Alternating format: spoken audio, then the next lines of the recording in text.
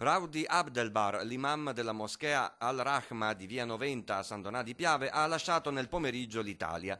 Dopo l'udienza di convalida del provvedimento di espulsione da parte del giudice di pace, il 27enne marocchino è stato portato all'aeroporto di Roma, destinazione Rabat.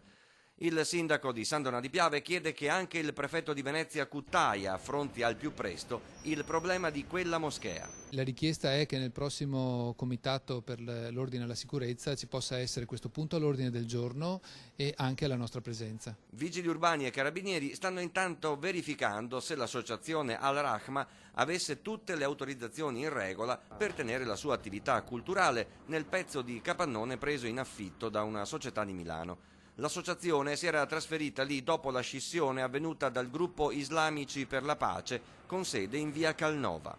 Bisogna promuovere la pace per primis intanto e aprirsi al dialogo. La traduzione è quella che è stata tradotta, sono parole pesanti, non parliamo di tutto il contesto dove è stata tirate queste parole dopo questa tensione che c'è adesso nel Medio Oriente, però condanno pienamente queste parole. A San Donà la comunità marocchina è la seconda più numerosa tra le straniere dopo la albanese.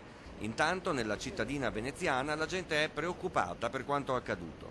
Questo significa che anche a San Donà ci sono degli estremisti che secondo me sono molto pericolosi, anche perché può essere che qualcuno in un certo momento reagisca. Mi parevano discorsi che incitavano apertamente all'odio razziale, anzi secondo me andrebbe fatto un controllo più capillare su alcune prediche di certi imam in tutto il territorio nazionale.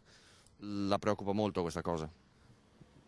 Abbastanza, sì. Però devo anche dire che buona parte della popolazione capisce ed è in grado di distinguere in base ai comportamenti le persone e le comunità.